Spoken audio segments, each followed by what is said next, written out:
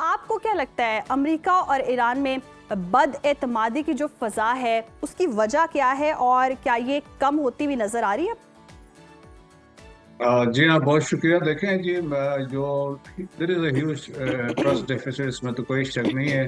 For the last 47 years है, और Iran समझता है कि 11th आवर में अमेरिका ने उनको डिश किया, और पिछले दो बातचीत के दौरान हमने देखा जिस तरह अटैक्स ईरान पे हुए। सो दैट्स वाई फिर वो भी समझते हैं कि उनकी बराबर की कंटिन्यूस सपोर्ट है तो इसराइल है, और इसके बाद है वो उनकी कोशिश यही है इसराइल के साथ मिल के ईरान को डिस्टेबलाइज करे। So there is a huge trust deficit. तो पाकिस्तान बहुत दरमियान में एक रिस्पॉन्सिबल मीडिएटर के तौर पे, और ऐसा मीडिएटर है जिसके लिए ट्रस्ट ईरान का है। इवन जो उनके रहबर हैं मुश्तबा खामनेई, वो चाहते हैं कि पाकिस्तान कंटिन्यू करे, पाकिस्तान पे उनका भी ट्रस्ट है। इसी तरह अमेरिका का पाकिस्तान पे ट्रस्ट है। जी। फिर इम्पोर्टेंटली देखिए, जैसे कंट्रीज भी मेनली सऊदीज वो है, वो चाहते, जिस तरह उनका सपोर्ट रहा है पाकिस्तान के साथ, वो भी चाहते हैं पाकिस्तान कंटिन्यू करे, ये जो बातचीत का सिलसिला जारी है। तो मेरे ख्याल में Pakistan is honest sincere broker है बिटवीन दी टू पार्टीज। और पाकिस्तान ये कि नहीं चाहता है कि कोई ऐसा सिलसिला हो जिसमें मुसलमान आपस में लड़ें, और that is the sole objective कि peace and stability in West Asia. और इसके लिए प्लेटफॉर्म हमने दिया, और जिस तरीके से कल प्राइम मिनिस्टर ने भी बात की, जवाब आया दैट हैज बीन जी। Given to America. लेकिन लेटेस्ट हमने देखा कि प्रेसिडेंट ट्रम्प ने उसको हिसट की रिजेक्ट कर दिया जो अपनी पोस्ट पे, कि ये कि हमारे उसके मुताबिक नहीं है। बट ऑफिशियली उनकी तरफ से कोई आएगा कि, लेकिन उनकी तरफ से ऐसी बात हुई है। लेट्स वेट कि जो ऑफिशियली उनके जो स्टाफ है, जो स्टीव विटकॉफ है या और मार्को रूबियो की तरफ से कोई ऑफिशियल स्टेटमेंट आती है, वो चाहते हैं क्या है इसमें। हो सकता है बातचीत फिर भी चले। रिजेक्ट करने का ये मतलब नहीं है कि चीज़ें डी रेल हुई या ख़त्म हुई हैं। स्टिल जी। बातचीत में चीज़ें रीएडजस्ट हो सकती हैं, क्योंकि ईरान ने इस दफ़ा इसमें बात की है फेजेस में। उन्होंने कहा कि हम बातचीत को आगे बढ़ा सकते बातचीत हैं, को पहले आगे। जी। हॉस्टिलिटीज़ को बंद कर दें, हम्म। और इसके बाद हम ये जो नेवल ब्लॉकेड अमेरिका लिफ्ट कर दे, और इसके बाद उन्होंने कहा फेज 2 में न्यूक्लियर को, बाकी चीज़ों को हम, या मेरी टाइम इश्यूज जितने भी हैं, सैंक्शन से रिलेटेड चीज़ें हैं, वो हम्म। हम डिस्कस करेंगे। तो लेकिन देखिए कि प्रेसिडेंट ट्रम्प का या अमेरिकन एडमिनिस्ट्रेशन का फोकस थ्रू आउट रहा है न्यूक्लियर पे। और न्यूक्लियर पे भी उन्होंने कहा कि जीरो इन्रिचमेंट। और अभी तो उन्होंने ये कहा कि आप डिसमेंटल कर देंगे फर्दों को, नितान्स को, इस्फहान के जो स्ट्रक्चर्स हैं, there will be no underground activity नहीं होगी। नहीं और होगी। आप जो है, जो इन्रिच यूरेनियम है, हैंड ओवर कर देंगे। और फिर ये भी बात की है कि अनअनाउंस्ड इंस्पेक्शंस होगी, आप उस पर कॉपरेट करेंगे। तो कॉपरेट बहुत करेंगे। सख्त किस्म की जो अमेरिका की तरफ से भी डिमांड्स है। हम्म। सो अभी मेरे ख्याल में अभी हमें मीडिया से चीज़ों का अंदाज पता लग रहा है कि ये चीज़ें हैं, कि हम्म। हमें भी वेट करना चाहिए कि ईरान ने एक्चुअली उसमें क्या चीज़ें दी हैं। बट लेकिन ये मोटा है कि फेजेस हम्म। में उन्होंने कहा कि हम इस पर एग्जीक्यूट करें। सही। अच्छा, मसूद साहब, बिल्कुल ईरान ने क्या चीज़ें दी है इस पर भी आगे जाकर डिस्कशन तो होगी, लेकिन जो 14 नकाती एमओयू का जिक्र हो रहा है, आपकी नज़र में वो कौन से अहम नकात हो सकते हैं जिन पर ईरान और अमेरिका दोनों का राज़ी होना मुमकिन है या इत्तेफाक हो सकता है? क्योंकि जिस पर अभी हम देख रहे हैं डेडलॉक बरकरार है, अब नए हुर्मुज़ को लेकर भी एक डेडलॉक बरकरार है, फिर जौहरी हथियारों को लेकर जी एटमी ताकत नहीं बन सकते, तो वहाँ पर कहीं ना कहीं ये जो डेडलॉक है ये टूटता हुआ नज़र आ रहा है आपको?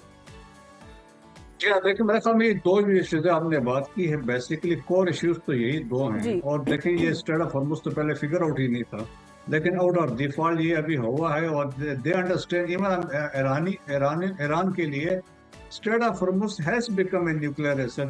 रशियन फॉर्मर प्रेसिडेंट ने कहा था बिल्कुल इट ऐसा ही है। Has, Iran has discovered their nuclear asset, that is strait of Hormuz. इतना पावरफुल ये इनके पास लेवरेज आ गई है। वो समझते हैं दुनिया की अब ईरान ये इसके जरिए ब्लैकमेल कर रहा है। दैट्स वाई अमेरिकन आके नेवल ब्लॉकेड लगा के बैठ गए हैं। सो अब ये भी सवाल है ना, हु ब्लिंक्स फर्स्ट, वो प्रेशर कौन ज्यादा लेता है। अब जो पोस्टरिंग हो रही है again it is a sort of pressure tactics से एक दूसरे पर प्रेशर डालने की कोशिश की जा रही है। हम्म। लेकिन अभी सीआईए की भी असेसमेंट है कि ईरान अब इस ब्लॉकेड को भी सस्टेन कर सकता है फॉर फ्यू मंथ्स। और ईरानीज का खुद का मानना है कि वो सस्टेन कर सकते हैं 3 to 6 मंथ। लेकिन बहुत प्रेशर पड़ेगा, क्योंकि ईरान के अंदर अभी भी इन्फ्लेशन कुछ चीज़ों पर 200% प्लस हो गई है। तो मुश्किलात होंगी, करेंसी उनकी बहुत गिर चुकी है, और फिर दिवाली एक्सेस उनके पास है, दैट इज लैंड रूट्स हैं, वो पाकिस्तान के साथ है, तुर्कमेनिस्तान के साथ है, इराक के साथ है, या कैस्पियन सी के थ्रू रशिया के साथ है, और या तुर्कमेनिस्तान के थ्रू सेंट्रल एशिया जा सकते हैं। लेकिन वो उनको फ़ायदा नहीं हुआ, क्योंकि उनका 90% जो एक्सपोर्ट्स है या ऑयल है, दूसरी चीज़ें थी, वो there was to strait of Hormuz. Hormuz तो खुद बंद किया, लेकिन आगे नेवल ब्लॉकेट में अमेरिकन बैठ गए हैं, तो वो है।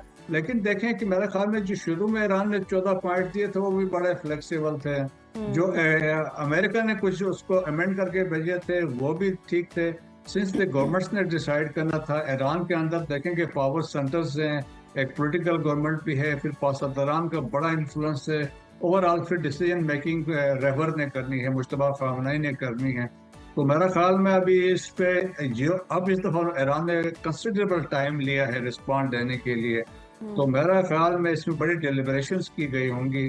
तो स्टिल अभी मतलब कि चीज़ें हम नहीं समझते हैं कि ख़त्म हो गई हैं, कि स्टिल उसमें एक दरमियान का रास्ता निकल सकता है, इसमें स्टिल एडजस्टमेंट्स हो सकती है। स्टिल बिल्कुल दरमियान का रास्ता निकल सकता है। अच्छा मसूद साहब, हम ये भी देख रहे हैं रिपोर्ट के मुताबिक ईरान को अपना जो अफसुदा यूरेनियम है वो किसी तीसरे मुल्क मुंतकिल करना होगा। तो क्या ईरान अपने इतने सालों की जो मेहनत है और न्यूक्लियर जो लिवरेज है, इतनी आसानी से किसी के हवाले कर देगा? जी हाँ, वहाँ भी हो सकता है। देखिए 2015 में joint compressive plan of action हुआ था, जो ओबामा प्रेसिडेंट थे, तो उसमें भी अराउंड 10 टन के करीब जो यूरेनियम उस वक्त था, और उसमें इनरिच भी था, डिफरेंट कैटेगरीज के इनरिचमेंट थी, that was handed over to Russia. तो अभी भी देयर इज ए पॉसिबिलिटी, अभी भी रशिया ने कहा हम लेने को तैयार है। और फिर जिस तरीके से अभी देखें, जो अब्बास इराक़ची गए हुए थे, रशिया भी गए थे, अब रिसेंटली अब चाइना भी होके आए हैं, तो एक अंडरस्टैंडिंग है, रशिया पे वो ट्रस्ट करते हैं। Instead of giving this enrich uranium two America, वो प्रेफर करेंगे अगर हैंड ओवर करते हैं तो रशिया को करें। So that is a possibility.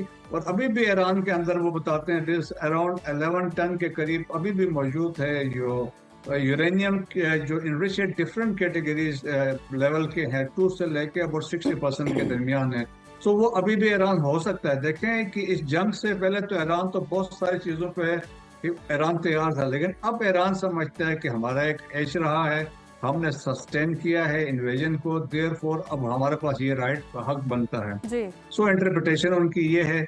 अब अमेरिकन समझते हैं कि हमने जो नेवल ब्लॉकेड एस्टेब्लिश किया है और ऑफ फ्रेम एग्जिट यकीनन चाह रहे हैं, लेकिन वो समझते हैं कि अब लेवरेज हमारे पास आई है। अब ट्रंप चाइना भी जा रहे हैं, तो यकीनन देखें कि उससे पहले वहाँ अब्बास इराक़ची होके आए हैं, यकीनन उन्होंने चाइनीज को अलाइनमेंट की होगी, अपना व्यू पॉइंट दिया होगा। तो और वो चाइना, अभी आज ही सुबह की जो इतला थी कि जो ईरानी एम्बेसडर है चाइना में, उन्होंने कहा कि हमें चाहिए कि बड़ी जो ताकतें हैं लाइक रशिया एंड चाइना हमें गारंटीज दें, और इसके अलावा यूएन सिक्योरिटी काउंसिल का उसका सपोर्ट इसमें या कवर शामिल हो। तो ये भी पॉसिबिलिटीज है। तो जब ट्रम्प जाएगा तो it will be one of the points Iran के जो स्टेट ऑफ हॉर्मुज़ से, क्योंकि चाइना का भी इंटरेस्ट है, और चाइना ने बड़े वाज़ेह तौर पे कहा है, जो 5 पॉइंट्स थे चाइना ने दिए थे, जो पाकिस्तान के जहाँ से फॉरेन मिनिस्टर गए थे, तो उसमें भी इसके ओपनिंग ऑफ स्ट्रेट हॉर्मुज़ की बात की गई थी। और क्योंकि चाइना के भी डिपेंडेंट है यहाँ पे, और फिर वो आल्सो वो सपोर्ट कर रहे हैं जीसीसी कंट्रीज को, वो चाहते हैं। बिल्कुल मसूद साहब, ये सारे पॉइंट्स जो आपने रखे हैं इन्हीं पर बात हो रही है। लास्टली ये भी कहिएगा, जिस तरह से हम देख रहे हैं अमेरिका को भी समझ आ चुका है कि इस जंग से कुछ हासिल नहीं हुआ है, और ये टैक्टिक्स आपको लग रहे हैं कि थोड़ा डिले करने के आहिस्ता आहिस्ता सारे मुतालिबात भी माने जा रहे हैं, पाबंदियों का खात्मा जो ईरान की तरफ से मुतालबा किया जा रहा है, अमेरिका जो है वो मरहलावार पाबंदियाँ हटाने की बात कर रहा है। तो ये सारी सिचुएशन यही नज़र आ रही है कि दोनों ममालिक को कहीं ना कहीं ये तो समझ आ चुका है कि जंग का कहीं भी फ़ायदा नहीं है, एक प्रेशर बिल्ड हो चुका है। अमेरिका भी इस जंग से निकलना चाहता है और फ़ायदे लेकर निकलना चाहता है। जी हाँ, बिल्कुल। देखें कि प्रेसिडेंट ट्रम्प ने वैसे कहा था we are even better off even not making a deal. अभी ये भी उनकी सोच है, डील भी नहीं करते हैं। So there is a possibility. देखें कि अब क्या हो सकता है कि वार फ्रस्ट्रेशन हो सकती है, स्ट्राइक करें, आगे बैठ जाएं चुप करके, और उससे एक नुकसान होता रहेगा। एक बिल्कुल मसूद साहब, बिल्कुल दुरुस्त फरमाया आपने कि एक प्रेशर जो बिल्ड है इस वक्त हम देख भी रहे हैं ओवरऑल ख़िते में, उसका खात्मा बहुत ज़्यादा ज़रूरी है और ये जंग का जो खात्मा ये होना बहुत ज़्यादा ज़रूरी है। बहुत शुक्रिया आपके वक्त का, और सिचुएशन नाज़रीन आपके सामने ही है।